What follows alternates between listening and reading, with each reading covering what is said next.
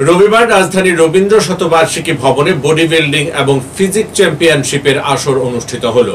Tripura fitness and sports development কমিটির উদ্যোগে আয়োজিত এই চ্যাম্পিয়নশিপের আসর উদ্বোধন করেন রাজ্যের পরিবহন, পর্যটন ও খাদ্য দপ্তরের মন্ত্রী সুশান্ত চৌধুরী।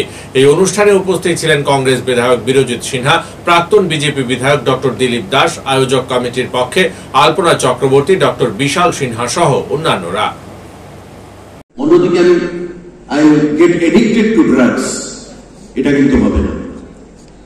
এত পরিশ্রম করে প্রতিদিন 2 ঘন্টা 3 ঘন্টা ওয়ার্কআউট করে আমি শরীর তৈরি করলাম, গুড লুকিং হলাম, আমি শরীর মেনটেন করলাম, ক্যালোরি আমি মেপে খাওয়া দাওয়া করলাম, অন্যদিকে আমি ড্রাগের ইউজ করলাম।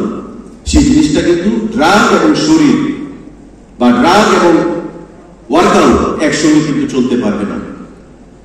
আমাদের রাজ্যে বা বাইরের রাজ্যে আমরা দেখি যে যারা সুঠাম দেহের অধিকারী বা যারা পরিশ্রম করে জিম করে সুন্দর বডি তৈরি করেছে, আবার তারা পাশাপাশি সাইমালটেনিয়াসলি তারা ড্রাগও নিচ্ছে। আলটিমেটলি তারা কিন্তু আমরা দেখি কলাপস করছে at the end of the day. আমার প্রত্যেকের কাছে আহ্বান থাকবে, যারা এই অ্যাসোসিয়েশনকে পরিচালিত করছে, let us work together.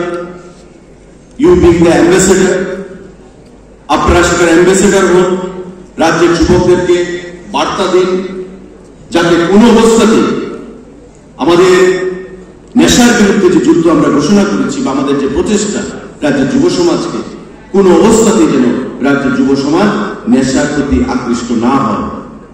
আজকে আমাদের রাজ্যে, আমাদের রাজ্যের বাইরে সেই জিনিসটা কিন্তু একটা রোধ হিসাবে দাঁড়িয়েছে।